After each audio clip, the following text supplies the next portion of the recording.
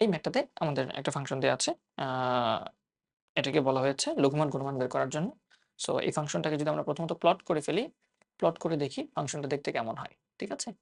তো ফাংশনটাকে যদি আমরা প্লট করি তাহলে আমরা ফাংশনটাকে এরকম পাবো। জুম করি আই গেস দেখা যাচ্ছে না। সো এই যে ফাংশনটা। এটা হচ্ছে আমাদের সেই ফাংশন। আরেকটু মনে হয় জুম আউট করা লাগবে কারণ সব তো নাইলে আসবে না একই। ঠিক আছে? এই যে ফাংশনটা কি দেখা যাচ্ছে? আরেকটু মনে হয় জুম আউট করা লাগবে। সো আই গেস একটু সমস্যা হলেও আই থিংক বুঝতে পারতেছো যে ফাংশনের মানে এই যে এখানে আ উপরে গিয়ে নিচে নামছে। আর এই জায়গাটার মধ্যে নিচে থেকে উপরে উঠছে। ঠিক আছে? এই ২ টা জায়গার মধ্যে আমাদের ফাংশনটা চরম বিন্দু আমরা পাচ্ছি। তাহলে আমি এখানে একটা স্ক্রিনশট নিয়ে তোমাদের জন্য ছবি হিসেবে আ তোমাদের ম্যাথের সাথে এড করে দিচ্ছি। ঠিক আছে? তাহলে তোমাদের বুঝতে সুবিধা হবে। ওকে।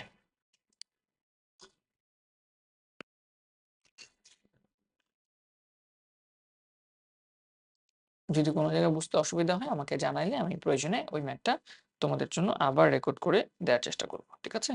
ওকে। সো এই হচ্ছে আমাদের ম্যাথ বা ফাংশনটা দেখতে এরকম।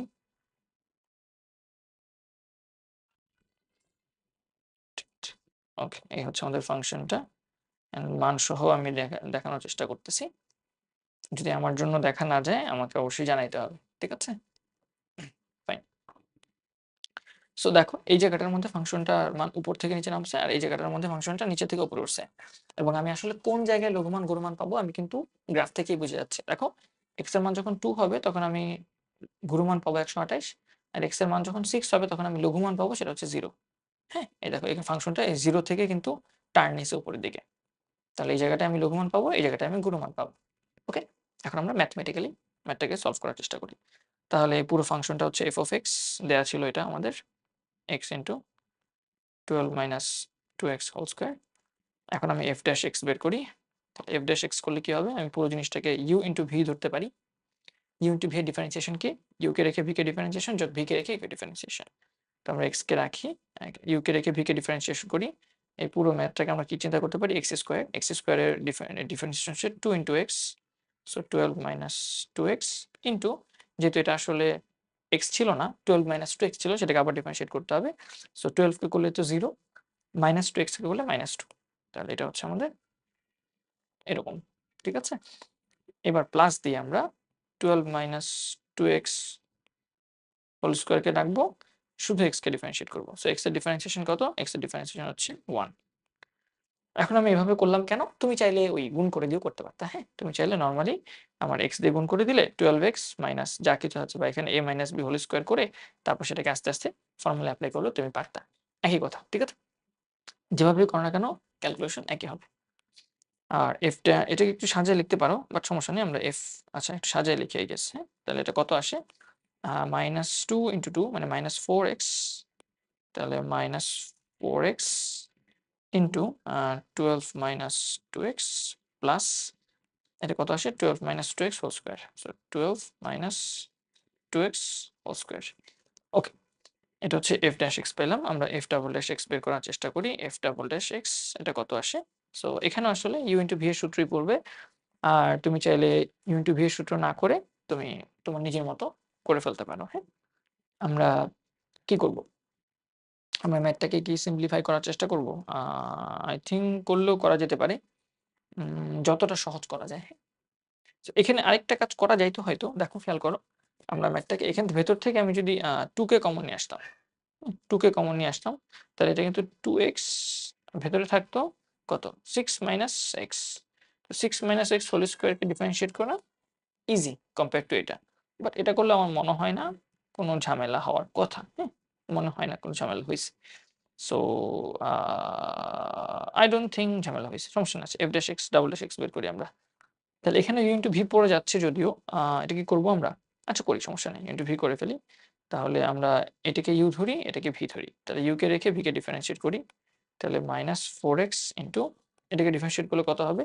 12 কে করলে 0 -2x করলে -2 তাহলে -2 প্লাস 12 -2x কে রেখে -4x কে ডিফারেনশিয়েট করলে কত হয়? -4x কে করলে -4 হয়। তাহলে -4 প্লাস এটাকে করলে কি হবে? আ এটাকে পুরোটাকে আমি x স্কয়ার চিন্তা করব। x স্কয়ার ডিফারেন্সিয়েশন হচ্ছে 2x। তাহলে 2 ইনটু 12 মাইনাস 2x ইন্টু এটা তো আসলে x ছিল না, তাহলে x না থাকায় এটাকে আবার ডিফারেনশিয়েট করতে হবে। সো 12 কে করলে 0 মাইনাস 2x কে করলে -2 তাহলে ইন্টু -2 এই তো। এখন এটাকে তুমি সাজিয়ে লিখতে পারো আই গেস। তাহলে কত আসে? আমাদের এখানে আসে মাইনাসে মাইনাসে প্লাস হয়ে যাবে। তাহলে 8x প্লাস, প্লাস না এটা মাইনাস হবে। কেন মাইনাস হবে? কেন মাইনাস হবে খেয়াল করো। আ কি আছে আমাদের এখানে? এই যে -4 আছে না? তাহলে -4 এর সাথে গুণ হয়ে এটা কি হয়ে যাবে? মাইনাস একবারে করে দিতে পারি। -4 এর সাথে 12 গুণ হয়। ৪ বার 48 মাইনাস 48 তারপর -4 এর সাথে -2x গুণ হবে। প্লাস হয়ে যাবে। তাহলে প্লাস আমাদের 8x প্লাস মাইনাস হবে এখানে। -2 আছে আর 2 আছে। তাহলে -4 -4 এর সাথে 12 গুণ হয়ে গেলে কত হবে? -4 এর সাথে 12 গুণ হয়ে গেলে আমাদের ৪ বারং 48 এখানে আমাদের -48 আসতেছে।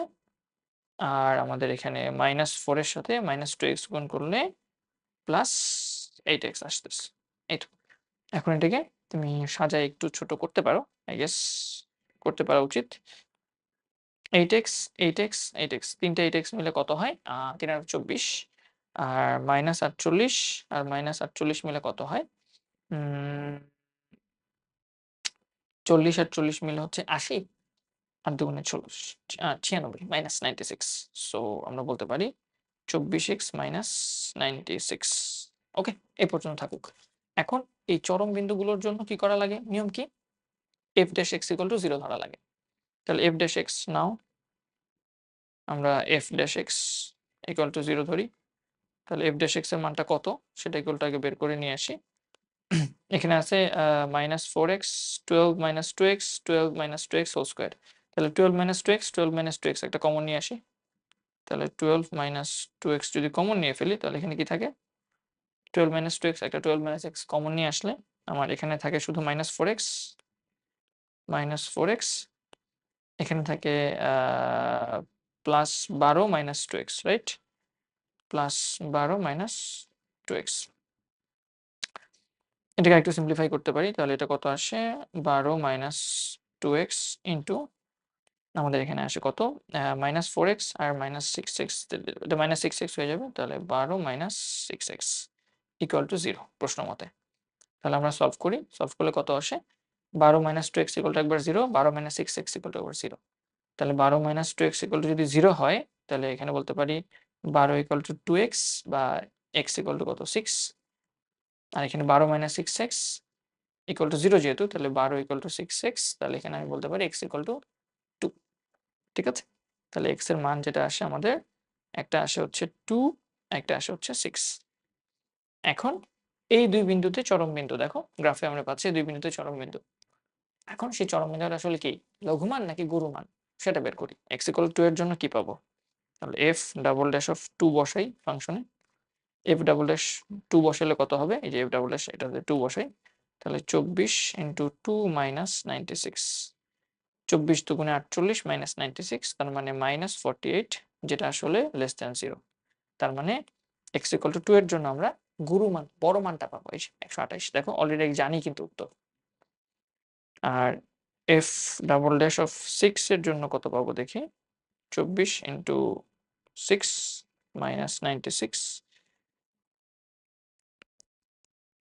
96 কত আসে এটা 24 দুগুণে তো 48 আর 48 দুগুণে 96 এখানে +48 আসা উচিত।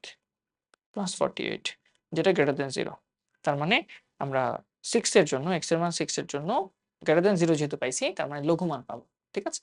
ছোট মানটা। সুতরাং গুরু মানটা কত আসতেছে আমাদের?